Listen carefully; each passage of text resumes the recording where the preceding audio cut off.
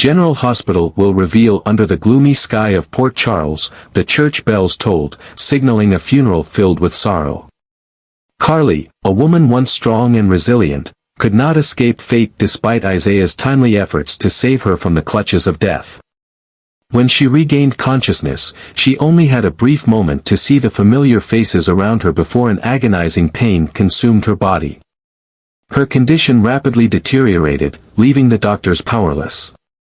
The hospital, a place that had witnessed miracles countless times, now became the stage for her tragic passing. In the arms of her loved ones, Carly took her final breath, leaving behind a void that nothing could ever fill. On the day of Carly's farewell, a somber atmosphere engulfed the church. Those who loved her, her allies, and even her enemies gathered to witness her final moments. But no one could have anticipated that amidst the heavy weight of grief, a storm was about to break. The church doors suddenly swung open, and a familiar figure stepped inside. Skye, the woman long forgotten by the Quartermain family, had returned to Port Charles after years of absence. She carried with her a shocking truth, one that had the power to throw the entire Quartermain family into utter chaos. Standing before Carly's casket, Skye remained unwavering. Her gaze swept across the mourners, sharp and resolute. The heavy air inside the church felt suffocating, yet her presence cut through the silence like a blade. When she finally spoke, her voice was strong and cold, echoing through the vast space. No one could have anticipated that amidst the sorrow of the funeral, a horrifying truth was about to be exposed. Her accusation struck like a thunderbolt, sending shockwaves through the congregation. A stunned silence followed, as those present struggled to process the weight of her words. Tracy, the woman long regarded as a pillar of the Quartermain family, now stood accused of orchestrating Carly's poisoning. This revelation surpassed any betrayal the family had ever endured. The tension in the church thickened, suffocating and inescapable. Some remained frozen in shock, while others exchanged uneasy glances. Everyone had always known that Tracy was a formidable force, but few had ever considered the depths of her ruthlessness. Skye, however, left no room for doubt. She had come prepared, armed with irrefutable evidence. And Tracy had not acted alone. The connection between Tracy and Valentine was no coincidence. Tracy had preyed upon his ambitions and loyalty, molding him into the perfect pawn. Under her manipulation, Valentine had become the direct perpetrator of the poisoning, believing himself to be in control. But Skye had uncovered the truth buried beneath layers of deception. She not only knew what had happened, she understood why. Tracy's machinations extended beyond Carly.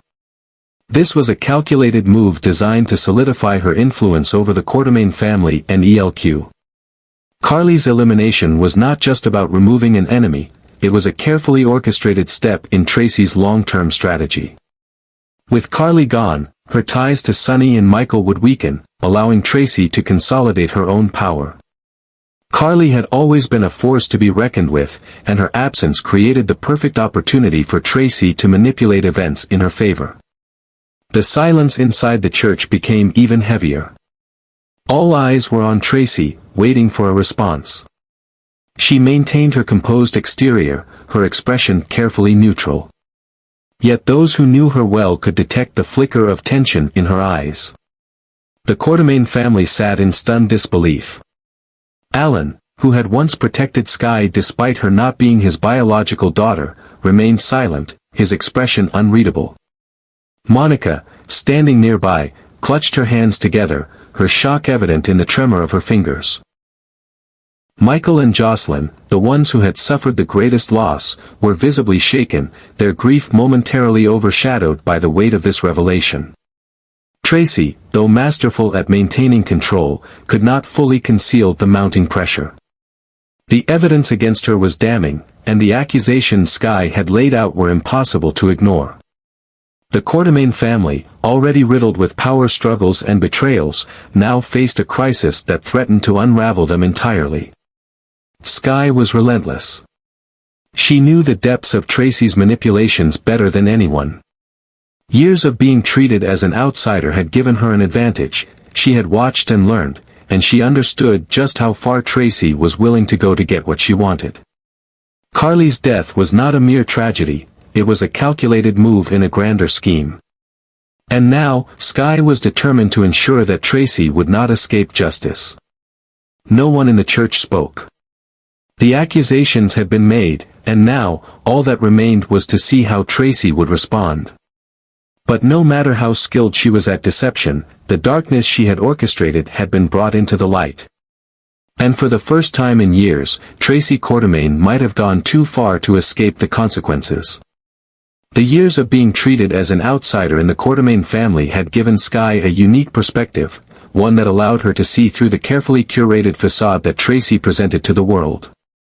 While others viewed Tracy as a formidable businesswoman, a shrewd strategist, and a devoted, if not ruthless, protector of the Quartermaine legacy, Skye had always seen beyond that illusion. Tracy was not merely a powerful woman, she was a master manipulator, someone who thrived on control, deception, and carefully orchestrated chaos. Unlike others in the family who were blinded by loyalty, tradition, or fear, Skye had no sentimental attachments to Tracy. She had spent years watching her maneuver, calculating every move with precision, eliminating obstacles with chilling efficiency. Skye had learned, through painful experience, that Tracy never acted without purpose. Every word, every decision, every action was designed to serve her greater ambition, consolidating her power, preserving her influence, and ensuring that no one ever posed a threat to her reign. Now, standing before the Quartermaines and the gathered mourners, Skye stripped away the last remnants of Tracy's carefully constructed mask. She revealed the truth of the intricate scheme that had unfolded over months, a plan so meticulously crafted that it had nearly succeeded without suspicion. Tracy had not just played a role in Carly's poisoning, she had orchestrated the entire affair from behind the scenes, ensuring that every piece moved according to her will. Valentine had been nothing more than a pawn on her chessboard, a tool she wielded to carry out the fatal act while she remained in the shadows. She had carefully cultivated his trust, feeding his insecurities, manipulating his ambitions, and exploiting his vulnerabilities until he became the perfect instrument of her crime. She had convinced him that eliminating Carly would serve his own interests, making him believe that it was his own decision when, in reality, every move he made had been meticulously engineered by Tracy herself. But Tracy's reach extended far beyond Valentine. This was not a rash act of vengeance or personal animosity, it was a calculated power play, designed to strengthen her grip on both the Quartermaine family and ELQ. By removing Carly, she was eliminating a growing influence in Michael's life, weakening the Corinthos family's hold, and ensuring that she could operate without interference. It was the kind of high-stakes maneuver only someone like Tracy could conceive, a move executed with cold precision, designed to be untraceable, and leaving no room for failure. Yet, despite her careful planning, she had underestimated one thing: Skye. For years, Tracy had dismissed her, cast her aside, treated her as insignificant. But Skye had been watching, learning, waiting. And now, she had returned, armed with the truth, ready to bring Tracy's carefully crafted world crumbling down. Through her web of intricate connections and well-calculated alliances, Tracy had skillfully manipulated Valentine into executing her sinister plan. She understood his vulnerabilities, his ambitions, and, most importantly, his weaknesses. With carefully chosen words and promises cloaked in calculated persuasion, she convinced him that poisoning Carly was not just necessary, but beneficial to him. She presented the act as a strategic move, one that would solidify his standing while simultaneously eliminating a shared obstacle. She was precise in her deception, never directly implicating herself, ensuring that Valentine believed it was his own decision. Tracy knew that if Valentine carried out the poisoning, suspicion would never fall on her. He was already a man with a complicated past, an enigma with questionable loyalties, making him the perfect scapegoat. If anyone were to investigate Carly's untimely death, the trail would lead back to him, not her. Valentine, with his own agenda and long history of morally ambiguous choices, would appear as the sole perpetrator while Tracy remained in the shadows, untouched, her hands appearing clean. It was a masterstroke of manipulation, the kind only Tracy Quartermaine could execute with such ruthless efficiency. Carly had been a thorn in Tracy's side for far too long. Though not a direct threat to her business dealings, Carly's presence in Michael's life, her influence over the Corinthos family, and her unwavering resilience made her an unpredictable force, one that Tracy could not control. To her, Carly was reckless, meddlesome, and dangerous in the way that only someone who refused to play by traditional rules could be. In Tracy's eyes, removing Carly was not just about settling an old score, it was about securing her dominance within the Quartermaine family and ELQ without external interference. But the plan did not end with Carly's demise. Tracy was thinking 10 steps ahead. The fallout from Carly's death would create ripples of uncertainty and grief, emotions that she could exploit to further her own agenda.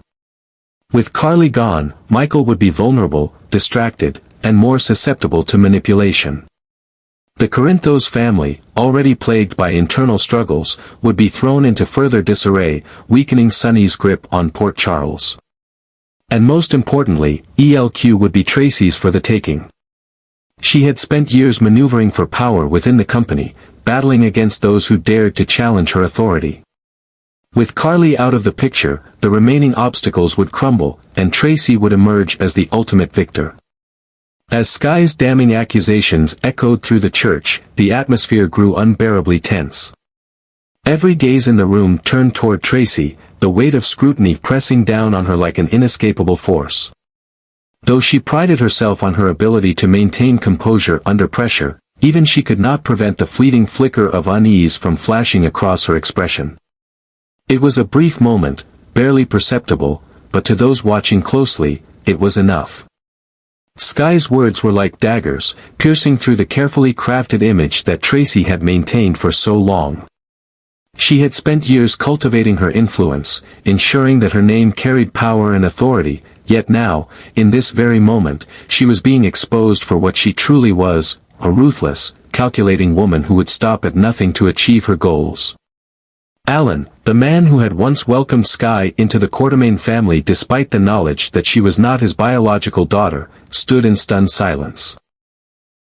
He had always known Tracy to be cunning, shrewd, and sometimes ruthless, but this was a level of cruelty beyond anything he had imagined. He watched as Sky dismantled Tracy's defenses, revealing a truth so dark, so horrifying, that it shook even the most hardened members of the Quartermaine family. The church, once filled with sorrow and mourning for Carly's passing, had now become a battleground where the true face of betrayal was being unveiled. Tracy had always believed herself untouchable, a master of the game, but now, under the piercing glare of those who once trusted her, she was standing on the precipice of her own downfall. The question lingering in the air was no longer whether she was guilty, it was how long she could maintain the illusion before it all came crashing down around her. The Quartermaine family once again found itself at the epicenter of a crisis that could not be avoided. The weight of Sky's revelations hung in the air, suffocating and inescapable. What was meant to be a solemn farewell to Carly had now transformed into something far more sinister, a reckoning, a battle for truth, and perhaps, the beginning of a war that no one had foreseen. The Quartermaines had weathered scandals, betrayals, and internal strife before, but this was different. This was an unmasking, an exposure of a darkness that had long lurked beneath the surface, hidden in the shadows of power and manipulation. Valentine, once believed to be the mastermind behind Carly's poisoning, had been reduced to nothing more than a disposable pawn in a far grander scheme.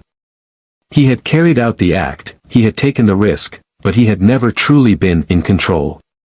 Tracy had orchestrated the crime from the very beginning, pulling the strings with calculated precision, ensuring that every piece fell into place just as she had intended. But now that her involvement had been exposed, a chilling question lingered in the minds of those who dared to think beyond the immediate betrayal. If Tracy was truly the force behind Valentine, was there someone even more powerful, someone still lurking in the shadows, quietly manipulating the game from an even higher vantage point? Port Charles had seen its share of power struggles, but this revelation sent shockwaves through the very foundation of its most influential circles. Sky's bold accusations had not only put Tracy under scrutiny but had also raised an unsettling possibility, that Tracy herself might not have been working alone. The thought was terrifying. If there was indeed another force at play, someone operating with even greater cunning and reach than Tracy, then this conspiracy ran far deeper than anyone had imagined. The mourners who had gathered to grieve Carly's passing now found themselves trapped in an atmosphere of unease and uncertainty. Conversations that should have been whispers of remembrance had turned into hushed speculation, fragmented murmurs about what this revelation could mean for the future. Some feared the implications, while others, particularly those who had long understood the ruthless nature of power in Port Charles, began to wonder just how far this rabbit hole truly went. Michael stood in silent turmoil, the grief over his mother's loss now mingled with the bitter realization that her death had been nothing more than a calculated maneuver in someone else's game. Jocelyn, her eyes burning with barely restrained fury, clenched her fists at the injustice of it all. Alan and Monica exchanged uneasy glances, both too seasoned to dismiss Sky's words as mere accusations without weight.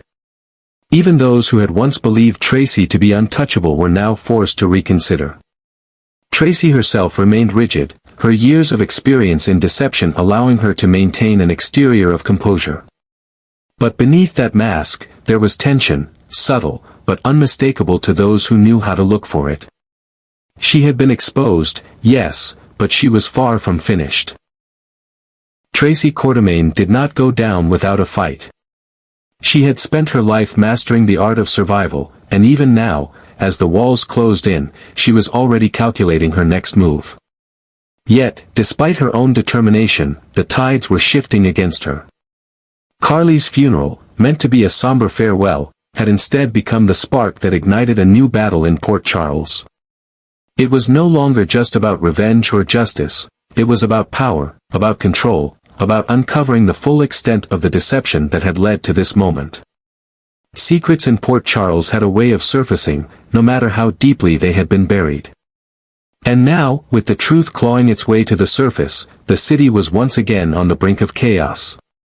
What had started as a single revelation had unraveled into a conspiracy far more intricate and dangerous than anyone had anticipated. The storm was no longer coming, it was already here.